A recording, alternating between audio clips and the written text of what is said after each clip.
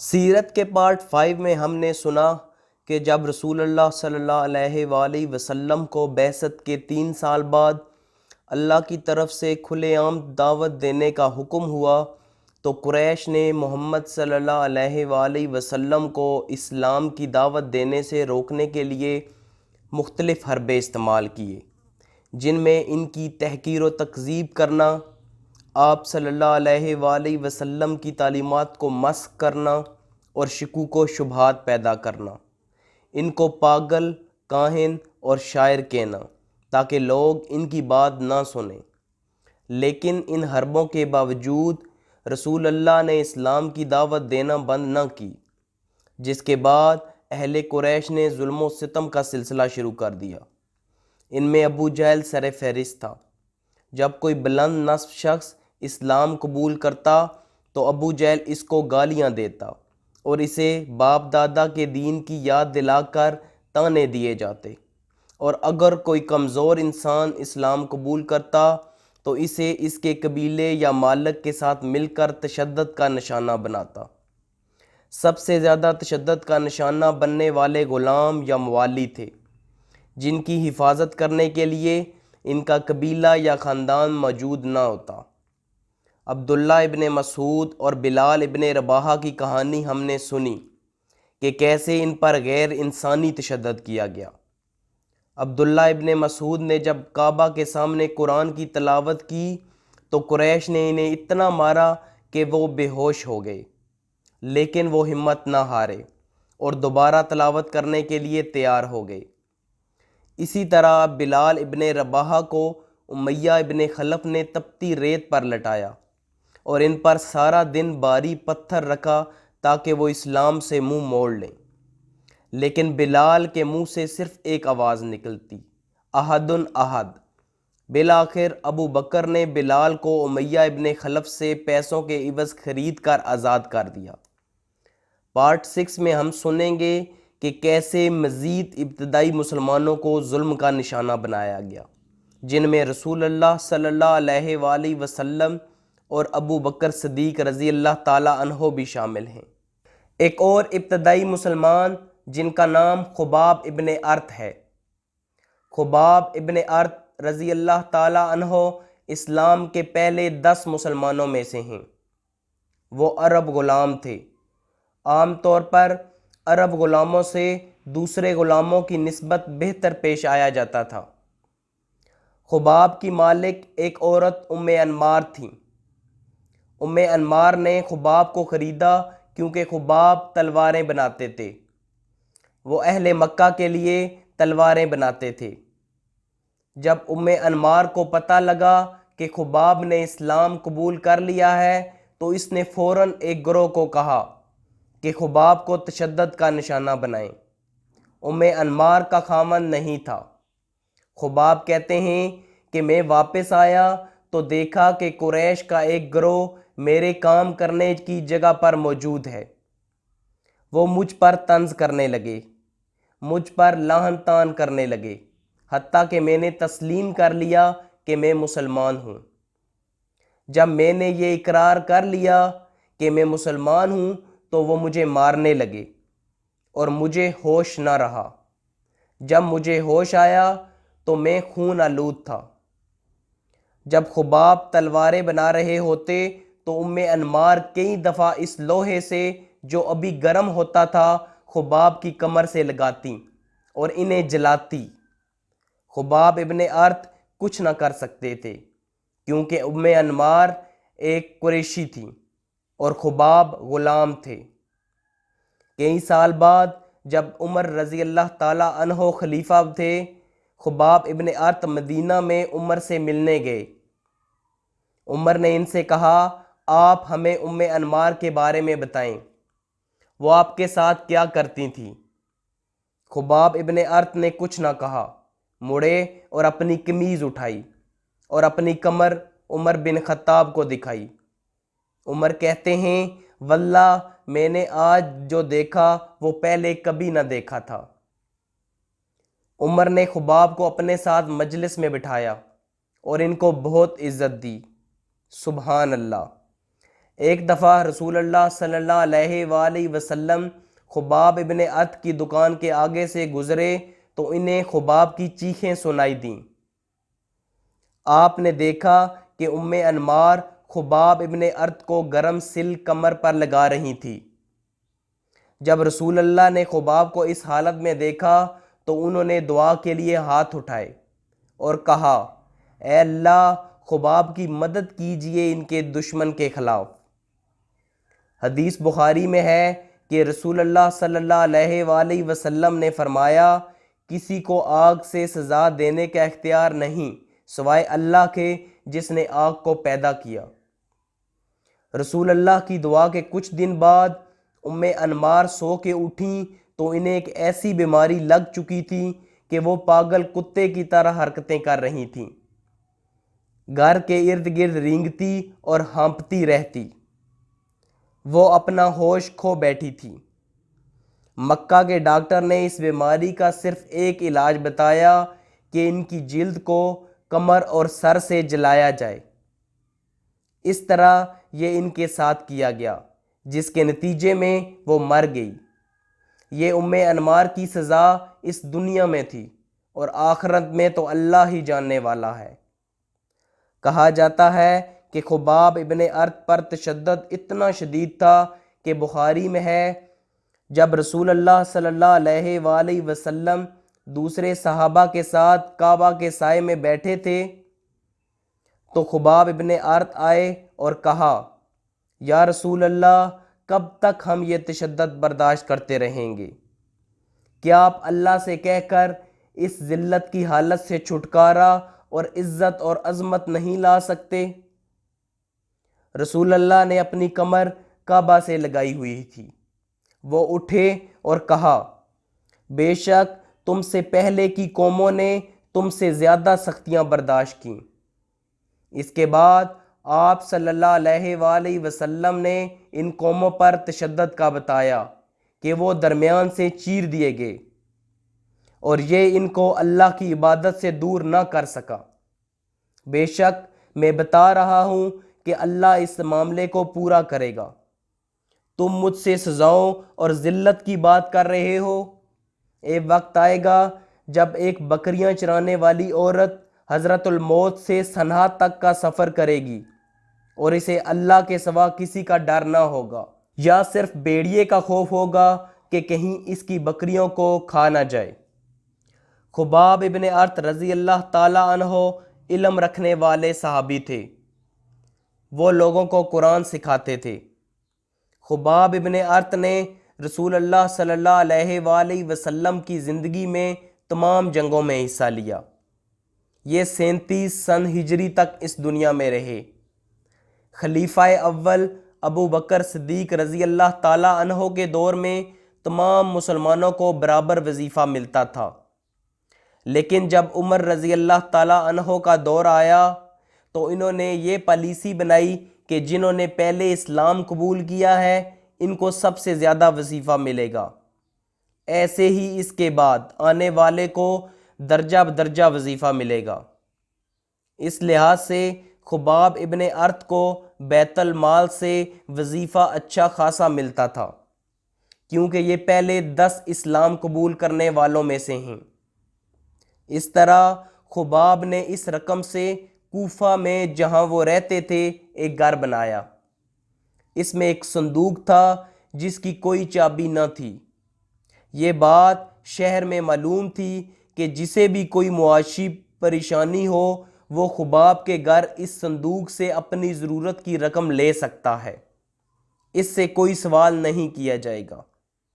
اس طرح انہیں جو رقم بیت المال سے ملتی ان میں ایک حصہ وہ غریبوں اور مسکینوں کی مدد کے لیے خرچ کرتے۔ انہوں نے اپنے لیے ایک گھر بنایا۔ جب وہ مرنے کے قریب تھے، وہ بستر مرگ پر تھے تو رونے لگے۔ ان کے بچوں اور ارد گرد لوگوں نے پوچھا کہ آپ کیوں رو رہے ہیں؟ آپ سابقون اولین میں سے ہیں اور آپ کی ملاقات رسول اللہ صلی اللہ علیہ وآلہ وسلم سے ہوگی۔ خباب ابن ارت نے کہا، میں مرنے کے خوف سے نہیں رو رہا، میں اس لیے رو رہا ہوں کہ میں اللہ کو اس گھر کے متعلق کیا جواب دوں گا، میرے رہن سہن کے بارے میں کیا جواب دوں گا۔ جن لوگوں کے ساتھ میں نے اسلام قبول کیا وہ میرے ساتھ برابر حیثیت کے تھے۔ ہم سب پر سختیاں آئیں، لیکن وہ مجھ سے پہلے اس دنیا کی مٹھاس کو چکھے بغیر چلے گئے، اور اللہ نے مجھے اس دنیا کی نعمتوں سے فائدہ اٹھانے کے لیے زندہ رکھا۔ مجھے اس لیے ڈر لگ رہا ہے کیونکہ میں نے اس دنیا میں سکھ پا لیا ہے، اس لیے میرا آخرت کا حصہ میرے دوستوں سے کم نہ ہو جائے۔ جب انہوں نے اپنا کفن دیکھا تو پھر رونے لگے اور کہا، واللہ مجھے یاد ہے بدر والے دن رسول اللہ صلی اللہ علیہ وآلہ وسلم کے چچا حمزہ کے کفن کے لیے کپڑا کم تھا کہ اگر ان کا سر ڈھانپا جاتا تو پاؤں ننگے ہو جاتے، اور اگر پاؤں ڈھانپے جاتے تو سر ننگا ہو جاتا، اور یہاں میرے پاس بہترین کفن ہے۔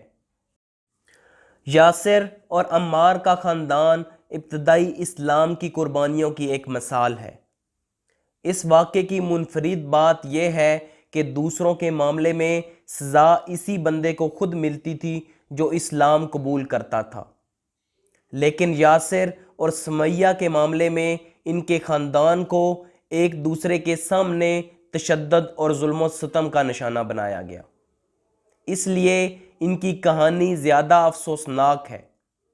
ہر انسان کے لیے اپنے آپ پر ظلم مشکل ہوتا ہے، لیکن اگر ماں باپ اور بیوی بچوں کو سامنے تشدد کا نشانہ بنایا جائے تو یہ ڈراؤنے خواب سے کم نہیں ہوتا۔ یاسر اور سمیہ کے دو بیٹے عبداللہ اور عمار تھے۔ یاسر کا قبیلہ بنو بکر تھا، یہ بنو مخزوم کے غلام تھے۔ یاسر اور سمیہ اسلام کے پہلے شہید تھے۔ عمار بن یاسر اور ان کے خاندان نے اسلام قبول کیا تو ان پر قیامت ٹوٹ پڑی۔ مشرکین جن میں ابو جہل پیش تھا سخت دھوپ کے وقت انہیں پتھریلی زمین پر لے جا کر اس کی تپش سے سزا دیتے۔ ایک دفعہ انہیں اسی طرح سزا دی جا رہی تھی کہ نبی صلی اللہ علیہ وآلہ وسلم کا گزر ہوا۔ آپ نے فرمایا، آل یاسر صبر کرنا، تمہارا ٹھکانہ جنت ہے۔ آخرکار یاسر ظلم کی تاب نہ لا کر وفات پا گئے۔ اپنے خاوند کی موت پر سمیہ تلخ اور غصے میں ہوئیں۔ اگلے دن جب ابو جہل سمیہ کے پاس آیا تو انہوں نے ابو جہل کو ڈانٹا۔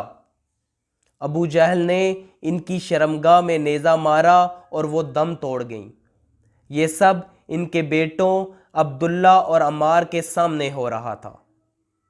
اس کے بعد کفار نے عبداللہ کو بھی عمار کے سامنے قتل کر دیا۔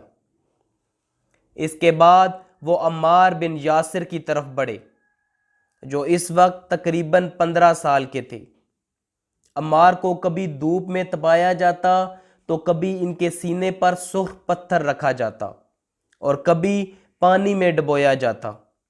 ان سے مشرکین کہتے کہ جب تک تم محمد کو گالی نہ دو گے یا لات و عزیٰ کے بارے میں کلمہ خیر نہ کہو گے ہم تمہیں چھوڑ نہیں سکتے۔ عمار بن یاسر نے اس ظلم و ستم سے تنگ آ کر ان کی بات مان لی۔ پھر نبی صلی اللہ علیہ وآلہ وسلم کے پاس دار ارقم میں روتے ہوئے آئے اور کہا، یا رسول اللہ میں نے کفر کے الفاظ کہہ دیے ہیں۔ رسول اللہ نے کہا، تم اپنے دل کو کیسے پاتے ہو؟ تو عمار نے کہا، میرا دل توحید پر قائم ہے۔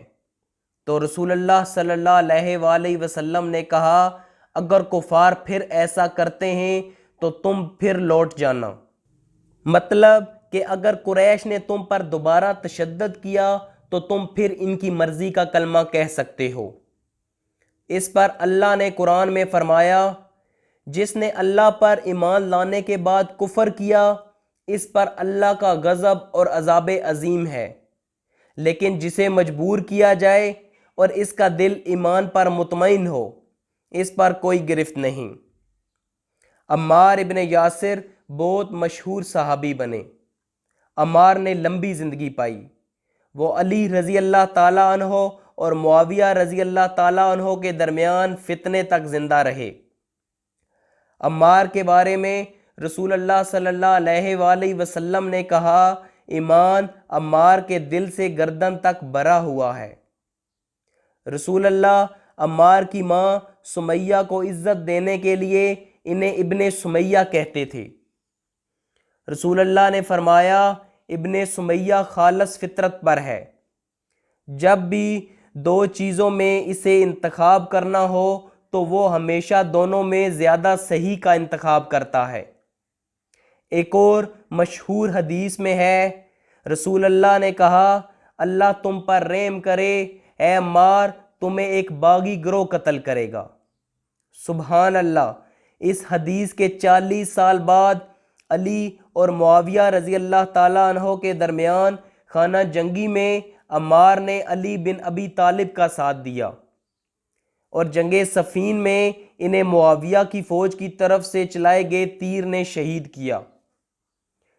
اسی لیے علماء کے نزدیک علی اور معاویہ کے درمیان اختلاف میں علی حق کے زیادہ قریب تھے۔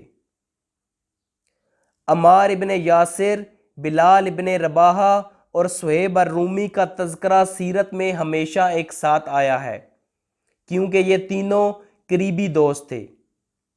ایک دفعہ قریش کے سردار ابو جہل، عتبہ، امیہ ابن خلف اور کچھ اور رسول اللہ صلی اللہ علیہ وآلہ وسلم کے ساتھ بات کر رہے تھے اور رسول اللہ پر امید ہوئے کہ یہ اسلام کے قریب آ رہے ہیں۔ پھر عمار، صہیب اور بلال کا وہاں سے گزر ہوا تو ابو جہل نے کہا، اے محمد، یہ کیسے ممکن ہے کہ اگر آپ سچ پر ہیں تو یہ لوگ ہم سے پہلے پیروی کر لیں؟ اگر آپ چاہتے ہیں کہ ہم آپ کا دین قبول کریں تو آپ کو ان لوگوں سے چھٹکارا پانا پڑے گا۔ اس پر اللہ نے قرآن نازل کیا، اور جو لوگ دن رات اپنے رب کو پکارتے رہتے ہیں اور اس کی خوشنودی کی طلب میں لگے ہوئے ہیں، انہیں اپنے سے دور نہ کرو۔ ان کے حساب میں سے کسی چیز کا بار تم پر نہیں ہے اور تمہارے حساب میں سے کسی چیز کا بار ان پر نہیں۔ اس پر بھی اگر تم ان کو دور پھینکو گے تو ظالموں میں شمار ہوگے۔ یہ آیات ان تینوں صحابہ بلال، عمار اور صہیب الرومی کے لیے نازل ہوئیں۔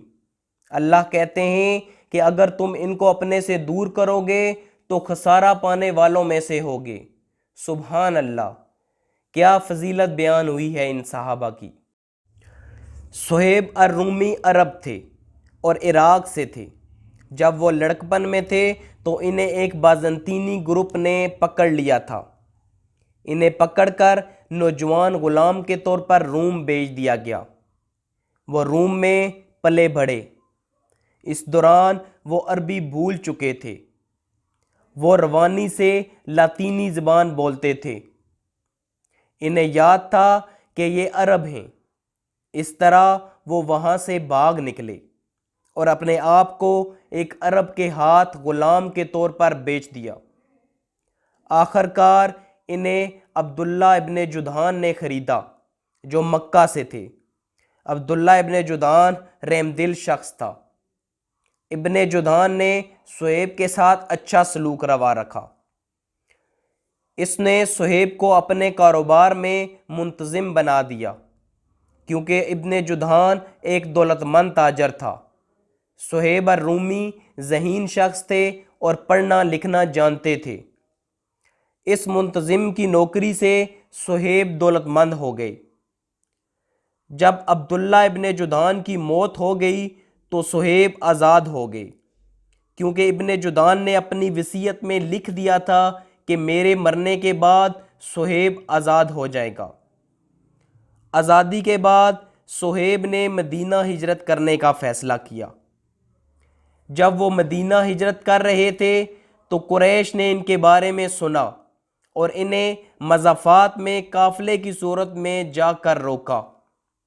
صہیب الرومی مڑے اور اپنی کمان اور تیر نکالا اور کہا، تم جانتے ہو میں بہترین تیر انداز ہوں، اور میں وعدہ کرتا ہوں کہ تم میں سے کوئی بھی اس وقت تک مجھے ہاتھ نہ لگا سکے گا جب تک میرے پاس ہر ایک تیر انسانی خون سے آلود نہ ہو جائے، اور میں وعدہ کرتا ہوں کہ تم میں سے کوئی بھی مجھے ہاتھ نہ لگا سکے گا جب تک میری تلوار تمہاری ہڈیوں اور خون پر ٹوٹ یا مڑ نہ جائے۔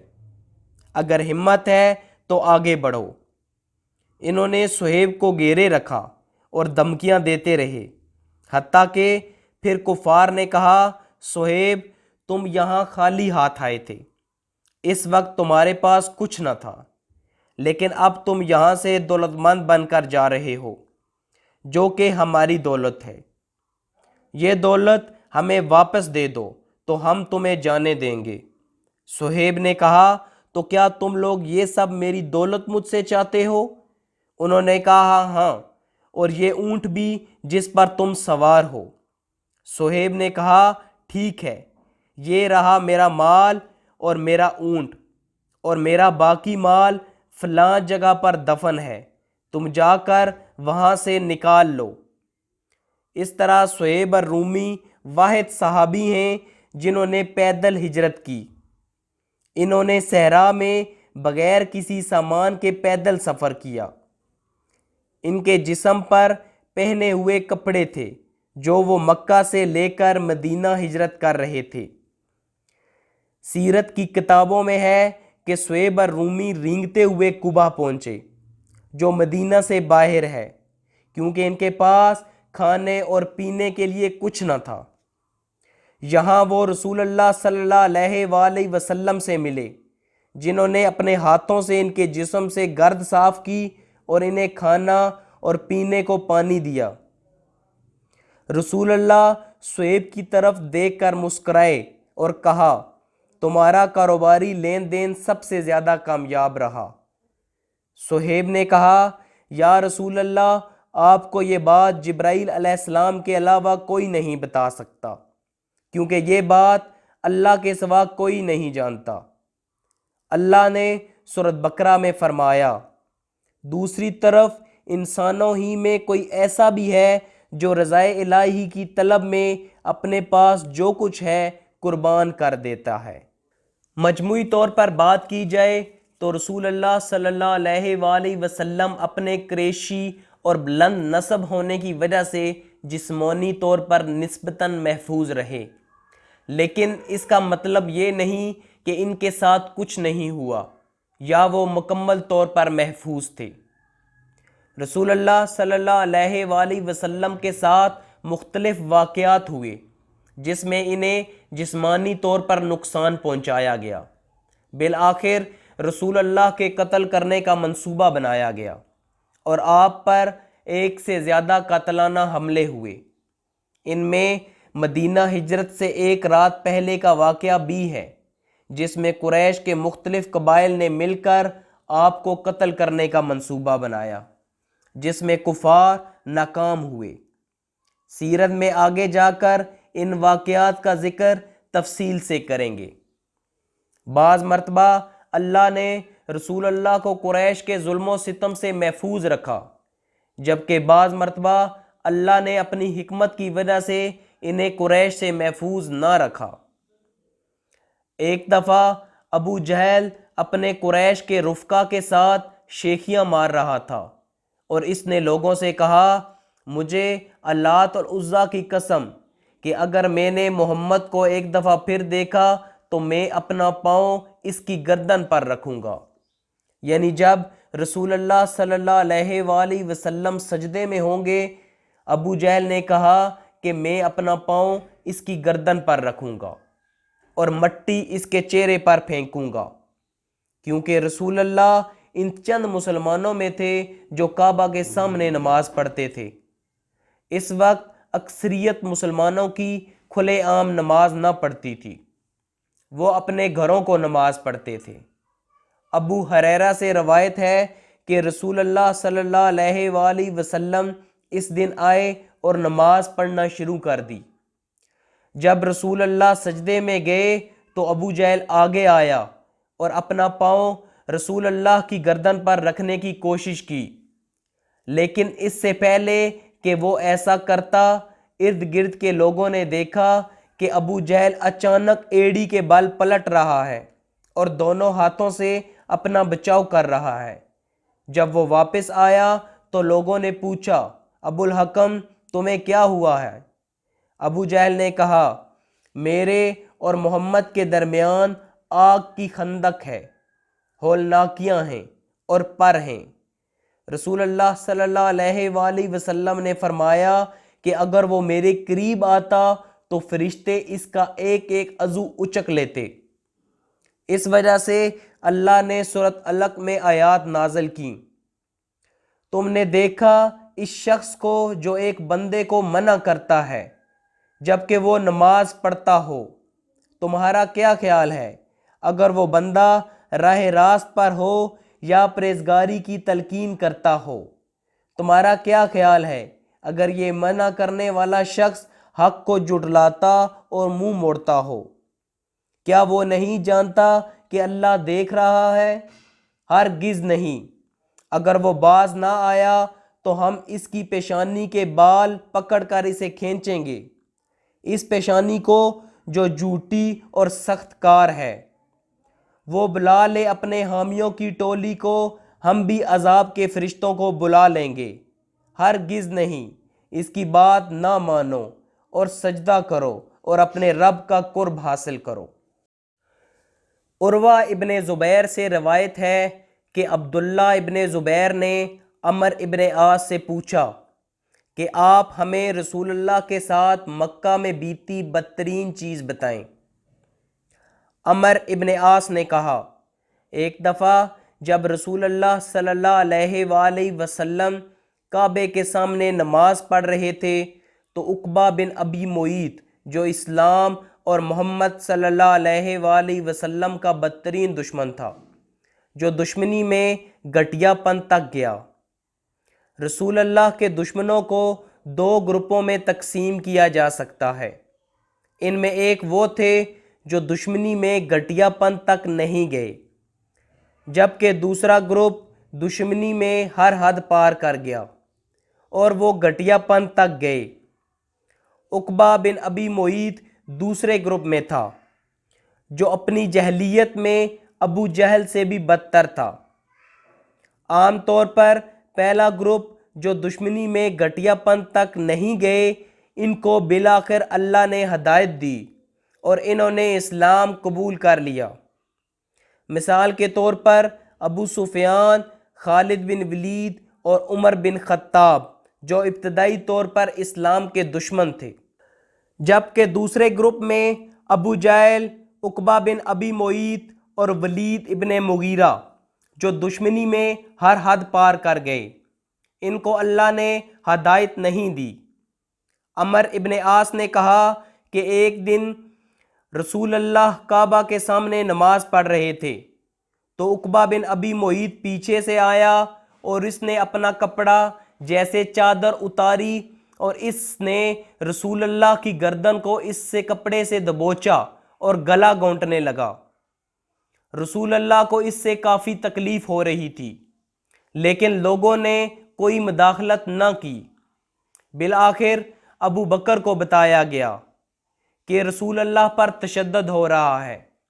ابو بکر فوری طور پر مسجد آئے اور انہوں نے عقبہ بن ابی معیط کو دھکے سے ہٹایا، جو رسول اللہ کا گلا گھونٹنے کی کوشش کر رہا تھا، اور کہا، تم صرف اس لیے کہ ایک آدمی کو قتل کر دو گے کہ وہ کہتا ہے میرا رب اللہ ہے؟ اس پر اللہ نے قرآن میں آیات نازل کیں جن میں ابو بکر کا یہ جملہ قرآن میں آیا۔ اس دفعہ اللہ کے حکم سے ابو بکر صدیق رضی اللہ تعالیٰ عنہ نے رسول اللہ کو عقبہ بن ابی معیط سے بچایا۔ ابن مسعود بخاری میں بیان کرتے ہیں کہ ایک دفعہ رسول اللہ صلی اللہ علیہ وآلہ وسلم کعبہ کے سامنے نماز پڑھ رہے تھے، جب ابو جہل اور اس کے رفقا وہاں بیٹھے ہوئے تھے۔ اس سے ایک دن پہلے ایک اونٹ ذبح کیا گیا تھا۔ اونٹ مکہ میں روزانہ ذبح نہ کیے جاتے تھے، بلکہ چند ہفتوں بعد ایسا موقع آتا تھا۔ ابو جہل نے کہا، تم میں سے کون گزشتہ روز ذبح کیے گئے اونٹ کی اوجڑی لائے گا اور جب محمد سجدے میں ہوں گے تو ان کی پیٹھ پر ڈالے گا؟ ابن مسعود کہتے ہیں، ان میں سے بدترین عقبہ بن ابی معیط اٹھا اور کچرے والی جگہ جا کر اس اوجڑی کو اٹھا لایا۔ رسول اللہ نماز پڑھ رہے تھے۔ عقبہ بن ابی معیط انتظار کرتا رہا۔ جب رسول اللہ سجدے میں گئے تو عقبہ نے ان کے سر پر تمام اوجڑی اور اونٹ کی انتڑیاں انڈھیل دیں۔ اس کے وزن کی وجہ سے رسول اللہ سجدے سے نہ اٹھ سکے۔ ابن مسعود کہتے ہیں کہ اس کے بعد عتبہ اور اس کے ساتھی ہنسی کے مارے ایک دوسرے پر گرنے لگے۔ میں فاصلے پر کھڑا یہ سب دیکھ رہا تھا، لیکن میں کچھ نہ کر سکتا تھا کیونکہ ابن مسعود نچلے طبقے سے تھے اور کچھ کرنے کی صورت میں وہ ان کو قتل کر دیتے۔ رسول اللہ سجدے میں رہے، حتیٰ کہ ایک شخص نے فاطمہ رضی اللہ تعالی عنہا کو جا کر بتایا۔ فاطمہ اس وقت 8 سے 9 سال کی تھیں۔ ابن مسعود کہتے ہیں کہ فاطمہ اس وقت چھوٹی لڑکی تھی۔ وہ روتی اور بھاگتی ہوئی رسول اللہ کے پاس آئیں اور وہ اوجڑی اور انتڑیاں رسول اللہ کی کمر سے ہٹانے میں مدد کی۔ رسول اللہ کھڑے ہوئے، مڑے اور اس گروہ کی طرف منہ کر کے اپنی انگلی اللہ کی طرف اٹھائی۔ جب کفار نے رسول اللہ کو ایسے دیکھا تو وہ خاموش ہو گئے۔ رسول اللہ نے ان کا نام لے کر بد دعا کی، اے اللہ قریش کو پکڑ لے۔ اس کے بعد آپ صلی اللہ علیہ وآلہ وسلم نے نام لے لے کر بد دعا کی، اللہ ابو جہل کو پکڑ لے، اللہ عقبہ بن ابی معیط کو پکڑ لے۔ آپ نے ہر ایک کا نام لیا۔ آپ نے ہر ایک کا نام 3 دفعہ لیا۔ یہ سن کر تمام کا چہرہ زرد ہو گیا۔ ان لوگوں میں عتبہ بن ربیعہ، شیبہ بن ربیعہ، ولید بن عتبہ، امیہ ابن خلف اور عقبہ بن ابی معیط تھے۔ ابن مسعود کہتے ہیں کہ 7ویں کا نام بھول گیا۔ اس بیٹھک میں 7 لوگ تھے۔ پھر ابن مسعود کہتے ہیں کہ اس ذات کی قسم جس نے محمد صلی اللہ علیہ وآلہ وسلم کو حق کے ساتھ بھیجا، میں نے دیکھا کہ جن لوگوں کے نام رسول اللہ نے گن گن کر لیے تھے سب کے سب بدر میں مارے گئے، جو مسلمانوں کی کفار مکہ کے ساتھ پہلی جنگ تھی۔ ان کی لاشوں کو بدر کے کنویں میں گھسیٹ کر پھینکا گیا۔ اس کے بعد حالات خراب ہوتے گئے اور رسول اللہ کو قتل کرنے کی باتیں ہونے لگیں۔ ابن اسحاق سے روایت ہے کہ ایک دفعہ جب خبر پھیلی کہ کفار نے رسول اللہ کو قتل کرنے کا منصوبہ بنایا ہے اور فاطمہ رضی اللہ تعالی عنہا کی امسائی نے انہیں اس خبر کے بارے میں بتایا، فاطمہ گھر دوڑتی ہوئی آئیں اور رسول اللہ کو بتایا کہ وہ آپ کو قتل کرنے کا منصوبہ بنا رہے ہیں۔ تو رسول اللہ صلی اللہ علیہ وآلہ وسلم نے فرمایا، فکر نہ کرو، اللہ میرا حامی و ناصر ہے، اور کہا پانی لا کر دو۔ جب پانی لایا گیا رسول اللہ نے وضو کیا اور اللہ سے دعا کی اور مسجد میں گئے۔ یہ بات مکی زندگی کے آخر کی ہے، کیونکہ قتل کی بات بعثت کے 9ویں یا 10ویں سال شروع ہوئی۔ ہم ابھی سیرت کے 4تھے اور 5ویں سال میں ہیں۔ جب رسول اللہ مسجد میں گئے کفار کے ہتھیار تیار تھے اور وہ قتل کرنے کے لیے بھی تیار تھے، لیکن ان میں سے ایک بھی اپنی جگہ سے نہ ہل سکا۔ رسول اللہ صلی اللہ علیہ وآلہ وسلم نے کچھ مٹی اٹھائی اور ان کی طرف پھینک دی۔ اس وقت کفار بیٹھے رسول اللہ کی طرف دیکھ رہے تھے اور وہ مفلوج تھے۔ رسول اللہ نے کہا، یہ چہرے سیاہ ہوں، جیسا کہ اس روایت میں صحابی کہتے ہیں کہ ان میں سے ہر کوئی جنگ بدر میں مارا گیا۔ ابو بکر صدیق رضی اللہ تعالیٰ عنہ بھی رسول اللہ کی طرح قریشی اور بلند نسب ہونے کی وجہ سے کچھ حد تک جسمانی اذیت سے محفوظ رہے، لیکن اس کے باوجود انہیں بھی کچھ موقعوں پر جسمانی اذیت اور تشدد کا سامنا کرنا پڑا۔ رسول اللہ نے اپنی دعوت کا آغاز کیا تو ابو بکر ان کے شانہ بشانہ تھے۔ ان کے ہاتھ سے کئی ابتدائی اور جید صحابہ نے اسلام قبول کیا، جن میں عثمان ابن عفان، عثمان ابن مظعون، سعد بن ابی وقاص، طلحہ بن عبید اللہ، زبیر ابن عوام شامل ہیں۔ ان صحابہ کو ابو بکر نے دعوت دی، جس کے بعد انہوں نے اسلام قبول کیا۔ عائشہ رضی اللہ تعالی عنہا سے روایت ہے کہ دعوت کے آغاز میں جب تقریباً 38 لوگ مسلمان ہوئے تو ابو بکر نے حرم کے اندر لوگوں کو کھلے عام اسلام کی دعوت دینے کا فیصلہ کیا۔ ابو بکر رسول اللہ کے بعد پہلے شخص ہیں جنہوں نے کھلے عام دعوت دی۔ وہ حرم میں کھڑے ہوئے اور قریش کو اسلام کی دعوت دی۔ قریش کی جانب سے اس کا جواب پرتشدد تھا۔ انہوں نے ابو بکر صدیق کو پتھر مارے اور شدید تشدد کا نشانہ بنایا۔ عتبہ ابن ربیعہ نے ابو بکر کو پکڑا اور اپنا جوتا اتار کر ان کے منہ پر مارنا شروع کر دیا۔ عائشہ کہتی ہیں کہ اس وجہ سے ابو بکر کے منہ پر اتنی سوجن ہو گئی کہ پتہ نہیں لگ رہا تھا کہ ابو بکر کا ناک کہاں ہے۔ وہاں ابو بکر بے ہوش ہو گئے۔ جب ابو بکر کو گھر اٹھا کر لایا گیا تو یہ خدشہ ہوا کہ اس تشدد سے ان کی موت ہو جائے گی۔ ان کے قبیلے تیم کے لوگ ابو بکر کے گھر جمع ہوئے اور عہد کیا کہ اگر ابو بکر کی موت ہو گئی تو ہم عتبہ ابن ربیعہ کو بدلے میں قتل کریں گے، جس نے بے رحمانہ تشدد کیا۔ لیکن ابو بکر نے آنکھیں کھولیں اور باتیں کرنا شروع کر دیں۔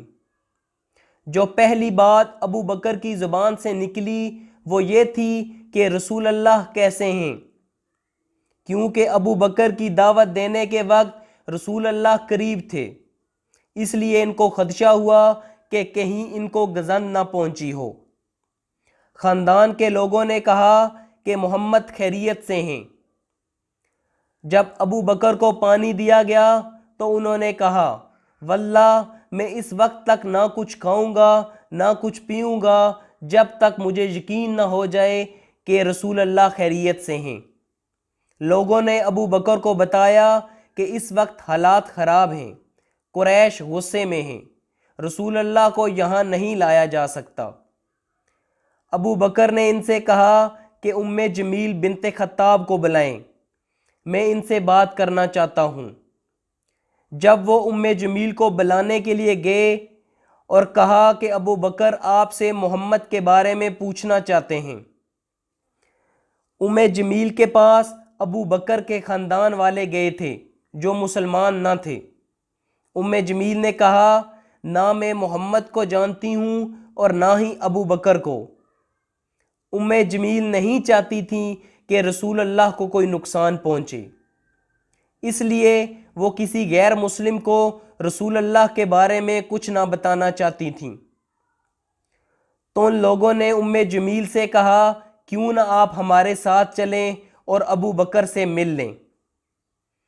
جب ام جمیل ابو بکر کے پاس گئیں، ابو بکر نے خود ان سے رسول اللہ کے بارے میں پوچھا تو ام جمیل نے کہا کہ رسول اللہ خیریت سے ہیں۔ پھر ابو بکر نے کہا، واللہ میں اس وقت تک نہ کچھ کھاؤں گا نہ پیوں گا جب تک میں رسول اللہ سے مل نہ لوں۔ اس طرح ابو بکر کو دار ارقم اٹھا کر لایا گیا، جہاں رسول اللہ موجود تھے۔ جب رسول اللہ نے ابو بکر کو دیکھا تو ان کے چہرے کو چومنا شروع کر دیا۔ اس وقت ابو بکر نے رسول اللہ سے اپنی ماں کے لیے دعا کے لیے درخواست کی۔ ابو بکر کی ماں ان کے ساتھ وہاں موجود تھی۔ وہاں ہی ابو بکر کی ماں نے اسلام قبول کر لیا۔ اس واقعے سے یہ بھی پتہ لگتا ہے کہ کوئی بھی صحابی قریش کے ظلم و ستم سے محفوظ نہ رہا، چاہے وہ بلند نسب والا قریشی ہو یا نچلے طبقے کا غلام، لیکن کمزور مسلمانوں پر ظلم غیر انسانی تھا، جبکہ قریش اور بلند نسب والے نسبتاً جسمانی تشدد سے محفوظ رہے، یعنی قریش کے ظلم و ستم سے کوئی بھی حتیٰ کہ رسول اللہ بھی محفوظ نہ رہے۔ ابو بکر نے بہت سے غلام پیسے دے کر آزاد کرائے، جن میں بلال ابن رباحہ بھی شامل تھے، جن کو امیہ ابن خلف سے پیسوں کے بدلے خریدا اور آزاد کر دیا۔ ابو بکر کے والد ابو قحافہ نے ان سے کہا، میرے بیٹے، میں دیکھتا ہوں کہ تم صرف کمزور لوگوں کو آزاد کراتے ہو، وہ تمہاری مدد آزاد ہونے کے بعد نہیں کر سکتے، جس کا تمہیں کوئی فائدہ نہیں۔ تم کیوں نہ مضبوط مرد خریدو جو تمہاری مدد کر سکیں اور تمہیں مضبوط کر سکیں۔ ابو بکر نے کہا، میں لوگوں کو خرید کر آزاد اپنے لیے نہیں بلکہ اللہ کے لیے کر رہا ہوں۔ سورۃ لیل میں اللہ فرماتے ہیں، اور انہیں جہنم سے دور رکھا جائے گا، وہ نہایت پرہیزگار جو پاکیزہ ہونے کی خاطر اپنا مال دیتے ہیں، اور اس پر کسی کا کوئی احسان نہیں ہے، جس کا بدلہ اسے دینا ہو وہ تو صرف اپنے رب کی رضا کے لیے وہ کام کرتا ہے، اور ضرور اس سے وہ خوش ہوگا۔ یہ آیات ابو بکر کے لیے ہی نازل ہوئیں۔ سعد بن ابی وقاص رضی اللہ تعالیٰ عنہ بھی اولین اسلام قبول کرنے والوں میں سے ہیں، جن کو عشرہ مبشرہ میں ہونے کا اعزاز بھی حاصل ہے۔ سعد نے فارس کو فتح کیا اور وہ جنگ قادسیہ کے ہیرو ہیں۔ انہیں بھی اسلام قبول کرنے کی وجہ سے اذیتیں جھیلنی پڑیں۔ سعد اپنی ماں سے بہت پیار کرتے تھے۔ جب ان کی ماں کو پتہ لگا کہ سعد مسلمان ہو گئے ہیں تو انہوں نے کہا، میں اس وقت تک نہ کچھ کھاؤں گی اور نہ ہی پیوں گی اور نہ ہی اپنے سر میں کنگھی کروں گی جب تک تم محمد کا دین نہیں چھوڑتے اور اپنے باپ دادا کے دین پر واپس نہیں آتے، ورنہ جب تم مکہ آؤ گے تو لوگ کہیں گے، یہ ہے سعد جس نے اپنی ماں کو خود مار دیا۔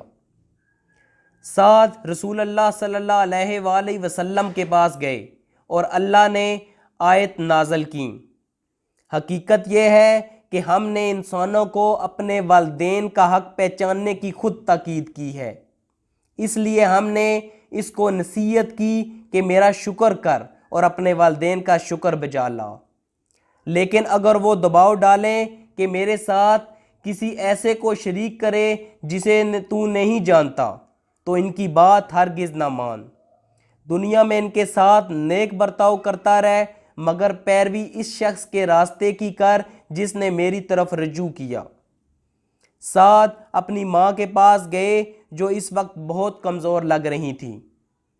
سعد نے کہا، امی جان، اگر آپ کی 100 زندگیاں ہوں اور ان میں سے ہر ایک میرے سامنے ختم ہو پھر بھی میں اسلام کو نہیں چھوڑوں گا۔ جب ان کی ماں نے ان کا یہ جذبہ دیکھا تو انہوں نے اپنی ضد ختم کر دی اور کھانا پینا شروع کر دیا۔ مصعب ابن عمیر قریش کے امیر ترین خاندان سے تھے۔ جب انہوں نے اسلام قبول کیا تو ان کی عمر 20 سال کے قریب تھی۔ وہ خوبصورت نوجوان تھے، وہ اچھا لباس پہنتے اور خوشبو لگاتے، وہ کھانا بھی عمدہ کھاتے تھے۔ مصعب ابن عمیر کی ماں ان سے بہت پیار کرتی تھی۔ جب ان کے گھر والوں کو پتہ لگا کہ مصعب اسلام قبول کر چکے ہیں اور وہ بھی محمد صلی اللہ علیہ وآلہ وسلم کے پاس جاتے ہیں تو انہوں نے مصعب کو قید کر لیا۔ گھر والوں نے ان کے تمام عمدہ کپڑے واپس لے لیے اور ان کا اچھا رہنا سہنا ختم کر دیا۔ مصعب کے گھر والے سمجھتے تھے کہ اگر مصعب کو ان چیزوں سے محروم رکھا جائے گا تو وہ اسلام کو چھوڑ دیں گے، کیونکہ مصعب ابن عمیر نے تمام زندگی ان آسائشوں کے ساتھ گزاری تھی۔ جب مصعب نے ان کی بات نہ مانی تو انہیں گھر میں ہی قید رکھا گیا۔ اس قید سے بھاگ نکلنے میں وہ کامیاب رہے اور وہ ان لوگوں کے ساتھ حبشہ چلے گئے جو وہاں ہجرت کر کے گئے۔ عثمان ابن عفان بنو امیہ سے تھے جو قریش کا بلند مرتبہ قبیلہ تھا۔ عثمان کو کھجور کی چٹائی میں لپیٹ کر نیچے سے دھواں دیا جاتا تاکہ ان کا سانس بند ہو اور ایسے وہ اسلام چھوڑ دیں۔ زبیر ابن عوام کے ساتھ بھی ایسا ہی تشدد کیا جاتا۔ عثمان ابن مظعون جمع قبیلہ سے تھے۔ اسی قبیلے سے امیہ ابن خلف تھا جو بلال کا ماسٹر تھا، اور وہ عثمان ابن مظعون کو تشدد کا نشانہ بناتے تاکہ یہ اسلام چھوڑ دیں۔ ایک دفعہ ایک شاعر قریش کی طرف آیا، اس کا نام لبید تھا، جس نے بعد میں اسلام قبول کر لیا تھا۔ اسلام قبول کرنے کے بعد اس نے شاعری چھوڑ دی تھی، لیکن اس واقعے کے وقت وہ مسلمان نہ تھا۔ اپنی شاعری میں انہوں نے کہا کہ اللہ کے سوا ہر چیز باطن ہے۔ عثمان نے کہا صدقتا، کہ تم نے سچ کہا۔ پھر لبید نے کہا ہر آسائش ختم ہونے والی ہے۔ عثمان نے کہا لیکن جنت کی آسائش ہمیشہ رہے گی۔ لبید نے کہا یہ کون شخص ہے جسے قریش نے میرے قریب لا کھڑا کیا، اور جو کچھ میں کہہ رہا ہوں وہ اسے صحیح یا غلط کہہ رہا ہے۔ اس کے بعد قریش نے عثمان ابن مظعون کو مارنا شروع کر دیا۔ اس تشدد کی وجہ سے ان کی ایک آنکھ سوج گئی اور ایک کالی ہو گئی۔ ان کو رسول اللہ کے پاس لے جایا گیا۔ رسول اللہ نے انہیں دیکھا۔ ولید ابن مغیرہ عثمان کے پاس آیا اور کہا بھتیجے، تم نے دیکھ لیا محمد کی پیروی کرنے کا کیا انجام ہوا؟ اپنی آنکھ کو دیکھو۔ اس پر عثمان ابن مظعون نے جواب دیا ہاں، میں افسردہ ہوں کہ میری دوسری آنکھ اللہ کی راہ میں زخمی نہ ہوئی۔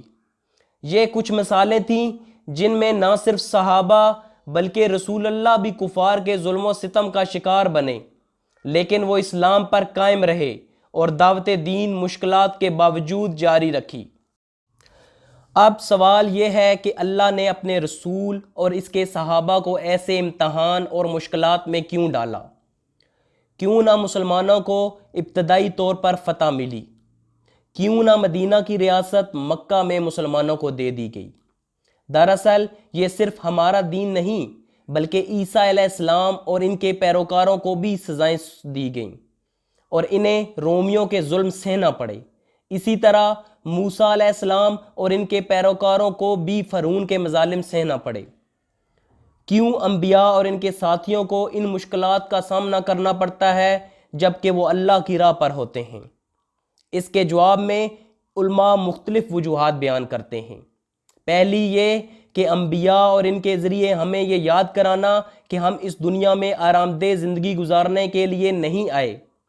ہمیں پیدا کرنے کا ایک مقصد ہے جو آخرت کی زندگی ہے۔ اللہ کہتے ہیں کہ انہوں نے موت اور زندگی پیدا کی، انہوں نے اچھائی اور برائی پیدا کی۔ ہر تخلیق کے ساتھ اچھائی اور برائی ہو رہی ہے۔ ان کی زندگی میں خوشیاں بھی آتی ہیں اور غم بھی زندگی کا حصہ ہیں۔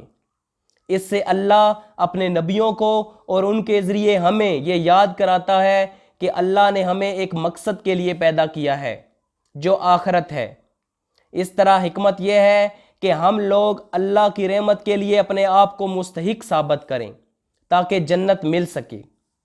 اللہ کی حکمت ہے کہ وہ لوگوں کا امتحان لیتا ہے تاکہ پتہ چلے کہ کون اللہ سے مخلص ہیں اور توحید پر ثابت قدم رہتے ہیں اور کون اللہ کی رحمت کے مستحق نہیں۔ اللہ سورۃ عنکبوت میں فرماتے ہیں کیا لوگوں نے یہ سمجھ رکھا ہے کہ وہ بس اتنا کہنے پر چھوڑ دیے جائیں گے کہ ہم ایمان لائے اور ان کو آزمایا نہ جائے گا؟ حالانکہ ہم ان سب لوگوں کی آزمائش کر چکے ہیں جو ان سے پہلے گزرے ہیں۔ اللہ کو ضرور یہ دیکھنا ہے کہ سچے کون ہیں اور جھوٹے کون۔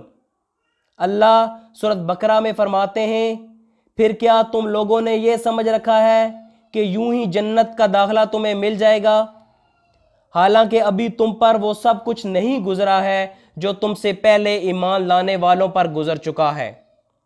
ان پر سختیاں گزری، مصیبتیں آئیں، ہلا مارے گئے، حالانکہ وقت کا رسول اور اس کے ساتھی اہل ایمان پر چیخ اٹھے کہ اللہ کی مدد کب آئے گی۔ اس وقت انہیں تسلی دی گئی کہ ہاں، اللہ کی مدد قریب ہے۔ خباب ابن ارت کی کہانی ہم سن چکے ہیں کہ جب ان پر ظلم کی انتہا ہو گئی تو ایک دن خباب رسول اللہ کے پاس آئے اور کہا یا رسول اللہ، کب تک ہم ایسے ستائے جاتے رہیں گے؟ اور ذلت والی زندگی گزارتے رہیں گے۔ آپ اللہ کے رسول ہیں، آپ اللہ سے دعا کیوں نہیں کرتے کہ اللہ ہماری ان لوگوں کے خلاف مدد کرے؟ رسول اللہ کعبہ کے ساتھ ٹیک لگا کر بیٹھے تھے۔ آپ آگے ہوئے اور کہا، بے شک تم سے پہلے لوگوں پر اس سے زیادہ تشدد ہوا۔ ان میں سے ایک پر لوہے کی کنگھی پھیری گئی جس نے ان کی ہڈیوں سے گوشت اتار لیا، اور ایک اور کو درمیان سے کلہاڑی سے چیر دیا گیا۔ اس کے باوجود انہیں اللہ کی عبادت سے موڑا نہ جا سکا۔ بے شک مجھے بھیجنے والے کی قسم، اللہ اس دین کو مکمل کر کے رہے گا، حتیٰ کہ ایک دن تم دیکھو گے ایک مسلمان بکریاں چرانے والی عورت اپنا ریوڑ حضرت الموت سے سنہا لے کر جائے گی، اور صرف اسے اللہ اور بھیڑیے کا ڈر ہوگا جو اس کی بکریوں کو کھا نہ جائے۔ بعد میں کئی دفعہ تاریخ میں اس علاقے میں اتنا امن اور استحکام آیا کہ یہ علاقہ دنیا کے لیے مثال بن گیا۔ رسول اللہ نے کہا تھا کہ اللہ اپنا وعدہ پورا کرے گا، لیکن تم جلد باز ہو۔ رسول اللہ کو پورا یقین تھا کہ یہ دین غالب آئے گا، لیکن شروع میں امتحانات اور تکالیف ضرور ہوں گی۔ اس سے یہ سبق ملتا ہے کہ اللہ کی رحمت کو امتحانات اور جد و جہد سے ہی حاصل کیا جا سکتا ہے۔ اللہ فرماتے ہیں، مشکل کے ساتھ آسانی ہے، یہاں تک کہ اللہ کے نبیوں کو بھی اس کی رحمت آسانی سے نہ ملی۔ نبیوں کو بھی اللہ کی رحمت حاصل کرنے کے لیے جد و جہد کرنا پڑی۔ اسی میں حکمت تھی۔ اللہ کے نبیوں اور ان کے اصحابہ کا ان امتحانات اور مشکلات سے کامیابی سے نبرد آزما ہونا یہ ثابت کرتا ہے کہ وہ ہم سے بہتر تھے۔ صحابہ میں بھی درجات ہیں۔ جو مکہ میں مسلمان ہوئے، ان کے درجات مدینہ میں مسلمان ہونے والوں سے بلند ہیں۔ جو ابتدائی اسلام میں مکہ میں مسلمان ہوئے، ان کے درجات بلند ہیں جو ان سے بعد میں مکہ میں مسلمان ہوئے۔ جب صحابہ 20 یا 30 ہو گئے تو رسول اللہ صلی اللہ علیہ وآلہ وسلم کو لگا کہ ایک ایسی جگہ ہونی چاہیے جہاں مسلمان جمع ہوں اور انہیں اسلام کی تعلیمات دی جا سکیں، اور جہاں اللہ کی عبادت جمع ہو کر کی جا سکے۔ رسول اللہ نے اس کے لیے الارقم ابن ابی الارقم کے گھر کا انتخاب کیا۔ علماء کی اکثریت کے نزدیک بعثت کے 3 سال یا 4 کے شروع میں دار الارقم کو اسلام کی پہلی درسگاہ منتخب کیا گیا۔ اس کی کچھ تفصیل ہم پارٹ 4 میں سن چکے ہیں کہ الارقم ابن ابی الارقم کے گھر کا انتخاب کیوں کیا گیا۔ مسلمانوں کے لیے مشکل صورتحال کے باوجود ان حالات میں مکہ اور اس سے باہر کے کچھ لوگوں نے اسلام قبول کیا، جن میں کچھ کا ذکر ہم سیرت میں پہلے کر چکے ہیں۔ الطفیل ابن عمر الدوسی ان میں سے ایک ہیں۔ یہ قبیلہ دوس کی اشرافیہ سے تھے۔ دوس قبیلہ عرب کا ایک بڑا اور اثر رکھنے والا قبیلہ تھا۔ یہ معاشی طور پر بھی مضبوط قبیلہ تھا۔ الطفیل ذہین شخص تھے۔ جب یہ مکہ آئے تو قریش نے دیکھا کہ یہ اچھے شاعر اور پڑھے لکھے آدمی ہیں۔ انہوں نے کہا، یا طفیل، حرم میں جانے سے پہلے ہم تمہیں خبردار کرتے ہیں کہ ہمارے درمیان ایک شخص ہے جو جادوگر ہے۔ اس شخص نے ہمارے درمیان تقسیم پیدا کر دی ہے۔ اس نے ماؤں سے اس کے بچے الگ کر دیے ہیں اور باپ بیٹا کے درمیان اختلافات پیدا کر دیے ہیں۔ اگر تم نے اس کا کہا سن لیا تو تم پر بھی جادو ہو سکتا ہے۔ اس سے بچنے کا ایک ہی طریقہ ہے کہ تم اس کی بات نہ سنو۔ یہ قریش کا وہی پروپیگنڈا ہے جس میں ہم نے سنا تھا کہ انہوں نے مکہ حج کے لیے آنے والے افراد کو ایسی باتیں بتائیں تاکہ وہ لوگ محمد صلی اللہ علیہ وآلہ وسلم کے قریب بھی نہ جائیں۔ الطفیل ابن عمر الدوسی کو بھی کچھ ایسی ہی باتیں بتائیں گئیں۔ طفیل قریش کی باتوں سے ڈر گیا۔ اس نے اپنے کانوں میں روئی ڈال لی تاکہ وہ محمد صلی اللہ علیہ وآلہ وسلم کی بات سن ہی نہ سکے۔ اس کے بعد اس نے کعبہ کا طواف شروع کر دیا۔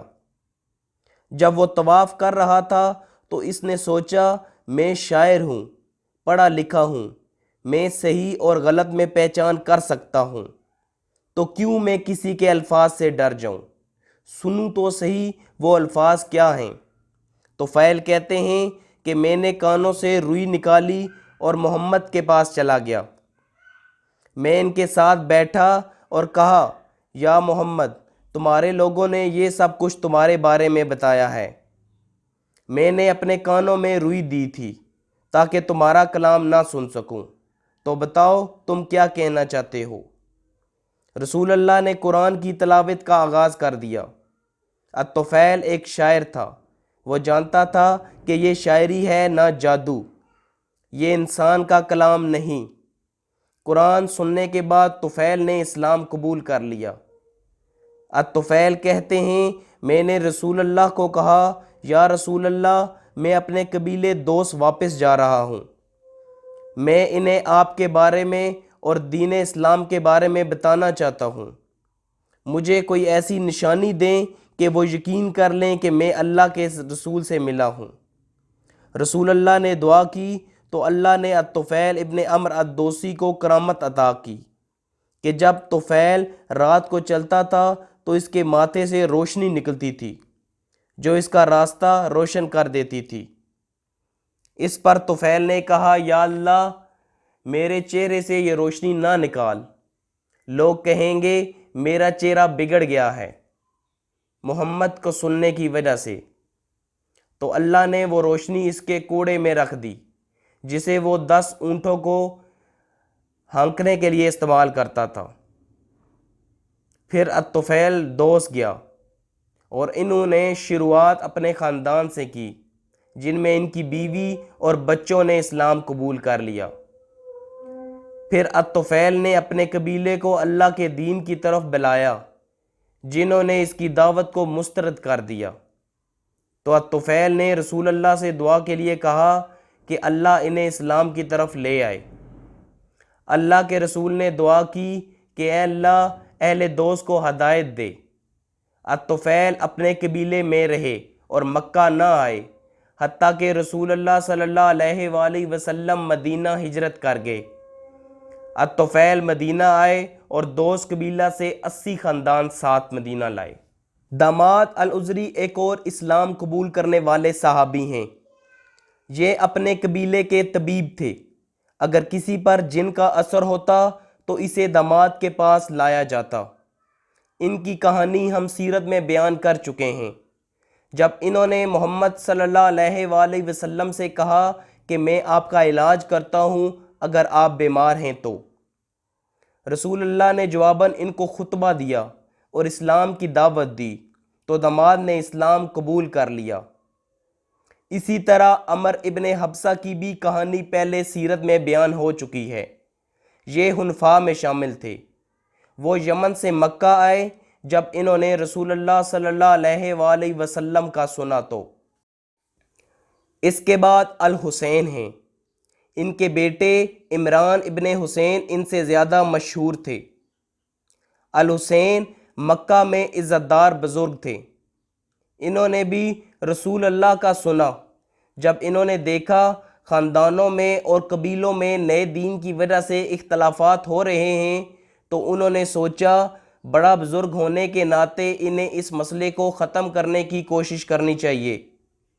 الحسین رسول اللہ سے ملنے آئے تو آپ نے انہیں آتے دیکھا۔ ان کے بیٹے عمران ابن حسین رسول اللہ کے ساتھ بیٹھے تھے۔ عمران خاموش تھے۔ انہیں پتہ تھا کہ ان کے والد کافر ہیں۔ انہیں پتہ تھا کہ ان کے والد مذاکرات کے لیے کوئی تجویز لائے ہوں گے۔ جب رسول اللہ نے الحسین کو آتے دیکھا تو کہا، بزرگوں کے لیے جگہ بنائیے۔ رسول اللہ نے انہیں اپنے پاس بٹھایا۔ الحسین نے کہا، یا محمد، ہم یہ کیا سن رہے ہیں؟ تم ہمارے خداؤں کو عزت نہیں دے رہے اور ہمارے بتوں کو برا بھلا کہہ رہے ہو۔ آپ کے باپ دادا اچھے آدمی تھے، آپ ایسا کیوں کر رہے ہیں؟ رسول اللہ نے کہا، یا حسین، آپ کتنوں کی پوجا کرتے ہیں؟ الحسین نے کہا، میرے 7 خدا زمین پر ہیں اور ایک آسمان پر ہے۔ پھر رسول اللہ نے کہا، اگر آپ مشکل حالات میں ہوں تو کن کو پکارتے ہیں؟ الحسین نے کہا، میں آسمانے والے خدا کو پکارتا ہوں۔